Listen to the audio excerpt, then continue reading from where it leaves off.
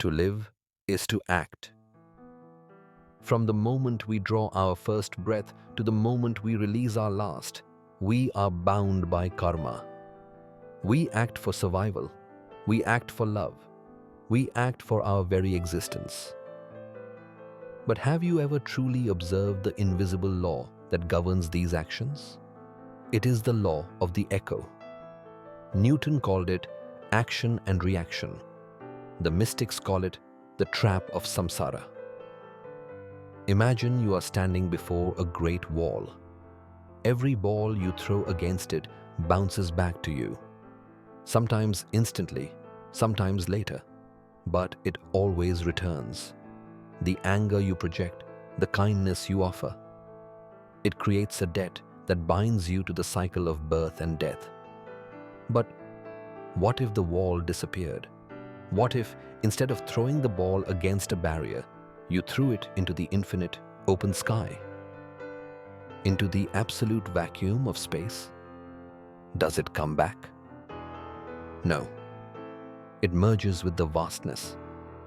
It is absorbed by the void. This is the ancient secret of Akarma. It is the art of acting without creating a shadow. It is the alchemy of offering your deeds to the Almighty, so they leave no trace upon your soul. Today, we go beyond the physical. We go beyond the mental. We explore the supreme path where action meets pure consciousness.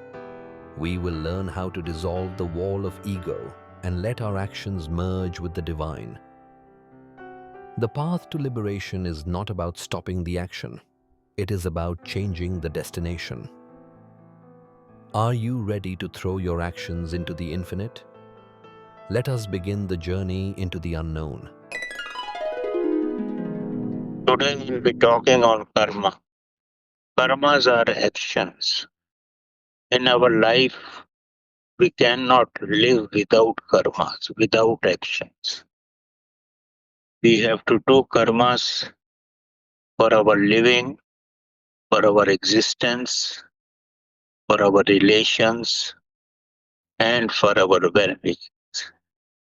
And above all, you must do the karmas to merge with the Almighty. That is the supreme karmas. So, karma we can have as pure karma or karma yoga. There are 4 types of yogas are there. Karma yoga, Bhakti yoga, Gyana yoga, and Raj yoga. These are the supreme path to merge with the Almighty. But these are the paths. Paths are the medicines basically. We can take medicine with water, with juice, with milk, anything we like. But we can have a direct medicine also. So without following any of these paths, we can directly merge with the Almighty. That is the most supreme path. That path is just, if you know your consciousness, you can straight merge with it and become God-like.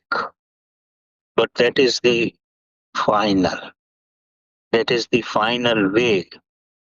That is the final achievement. But to come to that level, we have to follow one of these paths, that is Karma Yoga, Bhakti Yoga, Gyana Yoga, and Raj Yoga. Well, let's start from the karma. Karmas are the actions. As per the Newton third law of motion, every action has equal and opposite reaction. Whatsoever karma you do, whatsoever action you do, some way or the other, either it will come back to you or its resultant will affect you. Suppose you throw the ball on the wall, ball will come back to you. These are the principles of actions and reactions. Our whole life moves in actions and reactions. Suppose there is no ball and you throw the ball in the atmosphere, in the vacuum. Ball will not come back to you. It has a great understanding. If you do any action, any karma, for the void, that is for the God, your karma will merge with the God and it will not have any effect on you. These karmas will become a karma. You have not to have any plus or minus in your life with your karmas. It means if you devote your all karmas, what you do, to the God, as we are throwing the ball in the vacuum, in the atmosphere, it doesn't come back. Same way, our karmas get absorbed in the divinity and all our actions becomes inactions. That is, our karmas become karma. It means we are not creating any of our reactions so that it will come back to us. And if you do all the works, all the actions, all the karmas for the sake of God, then no reaction will come to us. And in this life itself, we will be liberated. We will get moksha. But do you understand it is not that easy? Whatsoever we do for some gains, we don't do for the God. So we are creating the reactions of our actions. And that is the reason we die and take birth. And this cycle goes on. So what I mean to say, unless our karmas becomes a karma, we cannot break the chain. I will tell you various ways how to make your karmas as a karmas. But if you take as a mental understanding, then it will not fetch you any benefit unless you try your best to implement in life. Please don't take this satsanga just to have a knowledge of the subject. Unless the knowledge becomes the part of your life, then only it fetch the fruits to you. Otherwise, it's a mental exercise only. Anyway, if you're spending time in satsanga, some benefit will has to come. But the maximum benefit is if you use these things in your life. Now, as you know, all actions what we do, that is all the karmas what we do, it has three aspects. Either we do by thoughts, by words, or by deeds. Deeds means the actions done by you are the physical actions. If you do the physical action, if they are right or wrong, either the law will favor you or law will punish you. For example, if you kill someone, law will punish you. If you give donations to somewhere the others, then society will honor you. These are your deeds. Then comes words. Lot of our actions and karmas we do by words only. We honor someone by words. We fight with someone by words. Whatsoever positive or negative we do by words, that also create our karma. But here, the law will not come into the picture. By words, if you do actions, the society will take care. Or with the party with whom you are interacting. Either the party will fight with you or you have a mental conflict with each other. The words will settle their course like this. And sometimes the words goes to such a deep heart that it can create the wars also. As Draupadi has told that son of the blind person will be blind only. This has hurt to such an extent to Duryodhana. He could not pardon the Draupadi, and finally the war has taken place. So words can create the wars also. But this is the extreme case. The third type of actions is by thoughts, by your bhavas. Most of the actions we do by our thoughts. We talk to someone very politely, very sweetly, but in the heart we have all vulgarity in us. It means our bhavas are not straight. What we speak, that we don't mean that. We say to someone, he is a nice fellow, but from the heart we say or we know he is the worst fellow born on the earth so far. It means your thoughts and your worldly actions are not safe. The other fellow will not know it, only you know it. And the sacred force of Almighty knows what is inside and outside you. This type of actions will create sins. So you must know what is sin. Sin that papas. With the papa or with the sins, the legal action cannot be taken against you, or not the society will fight with you. Your sins are recorded in the diary of God, and God punishes you for your sins. Most of the time you see or you admit that you have not done anything wrong, but why things are getting wrong? These are because of your sins. When the reaction of the sins comes, that is not wrong. But sins have a very, very crucial actions. Sins comes back to you with the compound interest. Your children may trouble you. Your family may trouble you. Your workplace will trouble you. Your health may trouble you. And you think, why I'm doing everything right? Why things are getting wrong with me? These are your sins. Because you have forgotten what you were thinking inside and what you have done. It is not necessary you put the hand in the fire and your hand get burns. Physically it's all right. World-wise it is all right. But sins doesn't give immediate reactions. You have deceived somebody. You think you have won. But time will come. The sins will get accumulated as a part of your actions.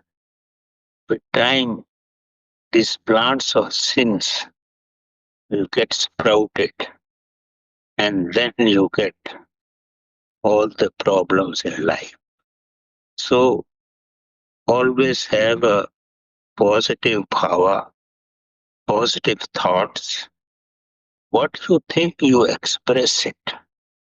You must not be different. What you are thinking and what you are doing. You can deceive it, you can hide it from the other party, but the existence, the Almighty, He is present everywhere around us. In each particle He is there. He keeps all records and it will take a revenge multifold ways. So whatsoever bads are happening unknowingly with us, please try to recollect it yourself. when you sit in the meditation and see where you have done something wrong, because only you know it, or God knows it, nobody else will know, then you will find it is because of your sins these problems are coming. Problem will get vanish with time, but it will trouble you to such an extent you will not know what to do. So always have a clean intentions, clean bhava, clean thoughts, whatsoever you are doing in your life. Next, karmas are of different kinds. In life we have karma, vikarma, will be called as tush karma, sukarma, and nishkarma. Lord Krishna in Gita has very clearly defined all these types of karmas. He gives the supreme importance to the karmas which you have done with awareness. When you do the karma with awareness, then the karma becomes karma. It will not fetch any right and wrong foods. But to do the karmas in the awareness, for a common man, it is not very easy to do everything all the time. So, our karma will always have reactions because karmas are not becoming a karma. Other ways to making karma as a karma is whatsoever karma you do, you consider from your heart and from your mind that I am doing it for the God, for the Almighty, for the Supreme. Then also your karma will become a karma. But most of us, let me tell you, 99.99% of us, we do the karmas in a blindfold way. We do the karmas in a sleepy mode. We never think we are doing any karmas for the God. Because the wrong karmas, if you are aware, you cannot do it. The wrong karmas you can do only in a dreamy state. Only the right karmas you can think as if you are doing for the God. But if you think you are doing for the God and at the same time you develop the egoism with you, then it becomes still the worst. If you are doing for the God, it should be with the awareness and without any egoism. So you can understand to do the pure karma in life, they are not easy. But if you are determined to do, you create a full awareness in you, then you can do wonders in your life. So if you do with the awareness, then nothing wrong can happen with you. You are aware whether you are doing right thing or wrong thing. The wrong can never happen. Awareness is a divinity. It is the presence of God in you. So try to become like Shiva, always in meditation with the God. Do any action because without action we cannot live. And all actions, all karmas should be a karma for the God with the divinity. Then karma will not affect you in the path of your moksha. You will certainly going to get moksha if you are doing the all karmas with the awareness. Then there is sukarma. If you are doing karmas good for the others, they are sukarmas. But here again the danger is you can develop egoism. but because you think from heart that you are doing for the good of others. So that becomes again not a karma, but it with egoism, it will affect you in the long run. So sukarma, if you are doing, you must see, you must not have any egoism with you. You think sukarma you are doing for the God's sake. If you are doing bad karmas, then of course to harm others, it will fetch you all the negative problems in your life. And finally, this is a nishkarma. You are doing all the karmas, but not expecting any fruits of your actions. Lord Krishna has told this is the highest karma.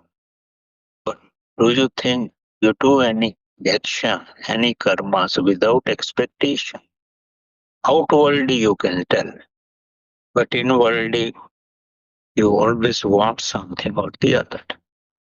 If you help someone and if he goes without thanking you, you will feel bad. But a small thing he has not told you thanks, still you feel bad. So Nishkarma is also the highest type of karmas, but it is only possible when you do for the God's sake, without expecting anything. It becomes your puja, it becomes your devotion. Then only these things are possible. So there is no end of our actions, of our karmas. Behind every karmas, there is your consciousness. There is divinity. Divinity watches everything. Consciousness doesn't take part in your karmas. Consciousness only observes. Consciousness acts like a catalytic agent.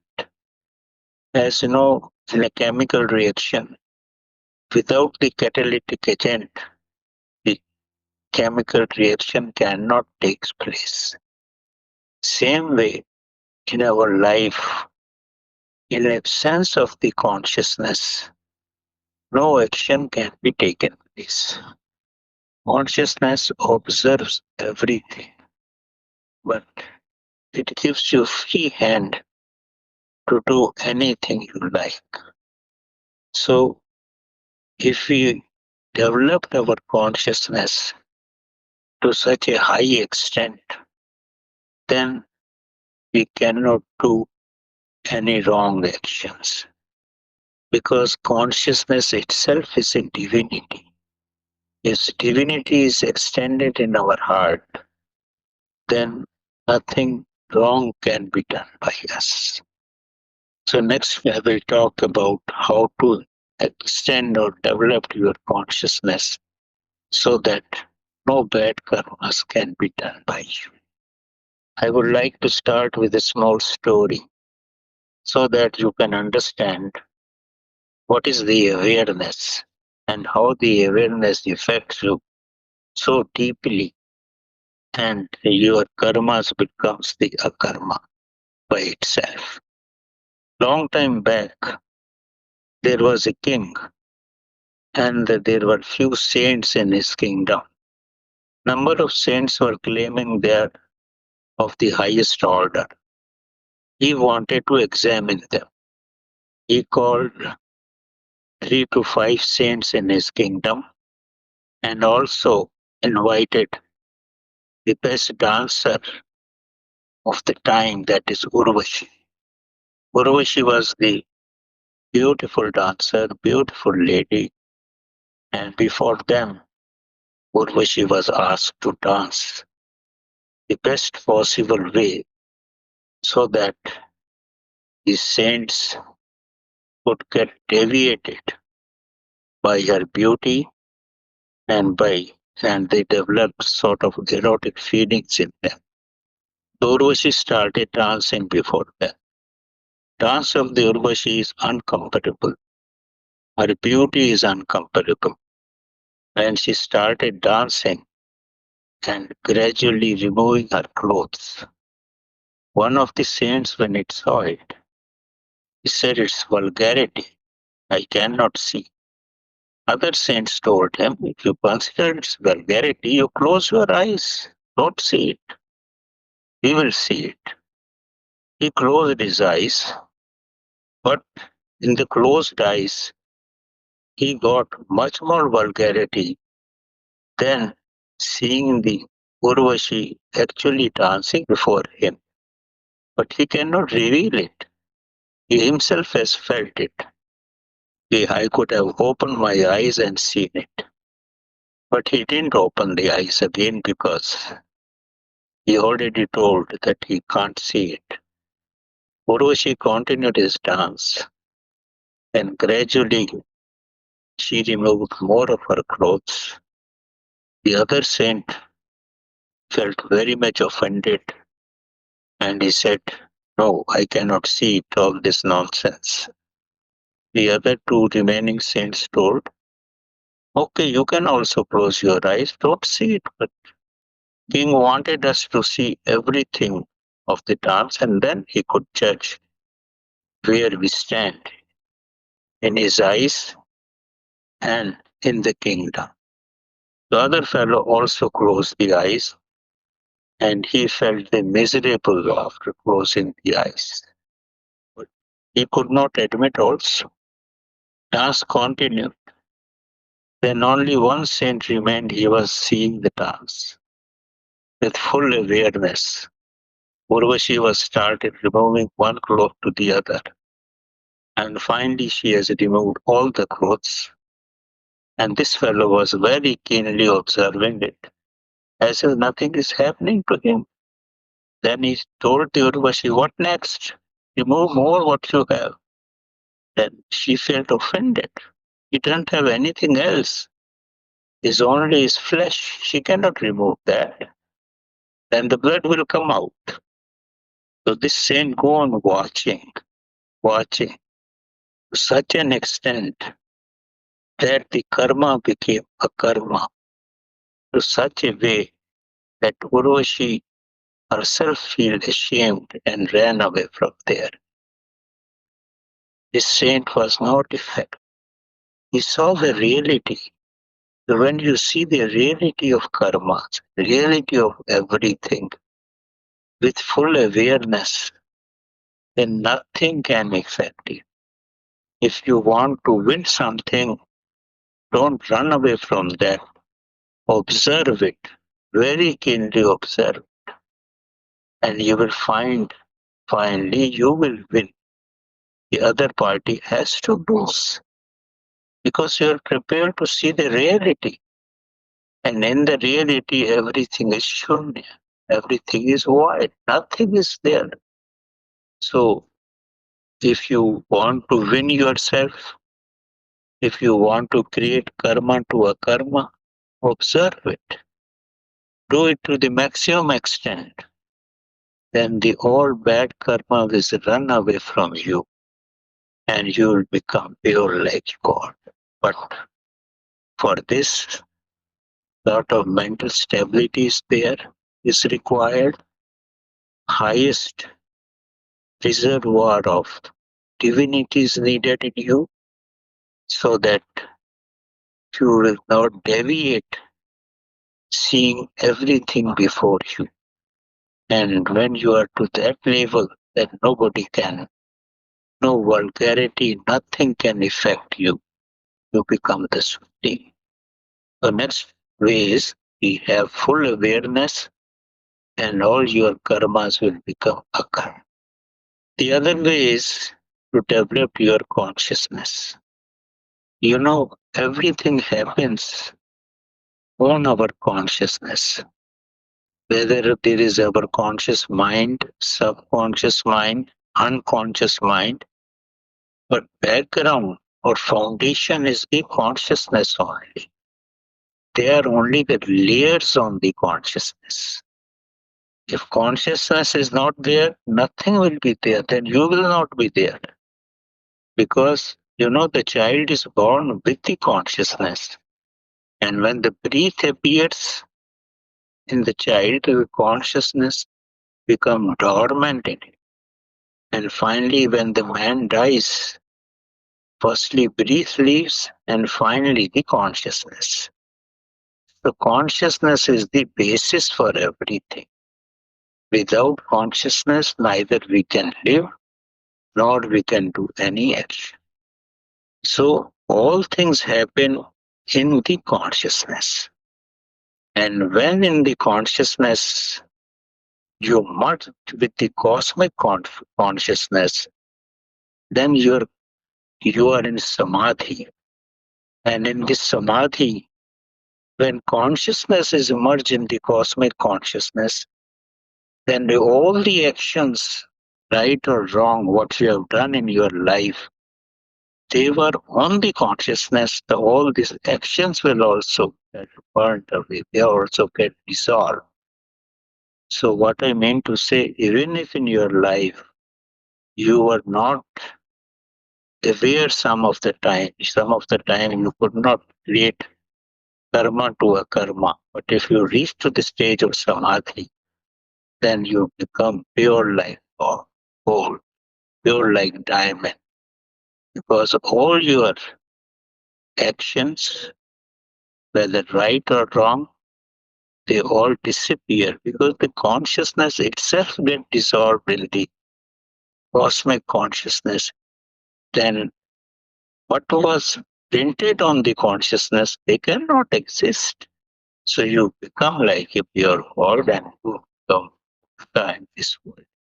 So finally, by your sadhana, by your meditation, if you are able to reach the stage of Nirvikalpa Samadhi, you are liberated. You become total mukta. And then the other life of profit starts after you are merged in the cosmic consciousness and you are the Nirvikalpa Samadhi. Question is how to develop the consciousness. All our efforts are to develop the consciousness. For development of the consciousness is we have to have full control on our breathing, full control of our mind. Mind gets energy from the breath. If breath is controlled, then the mind will be controlled. This breath controlling is never by force.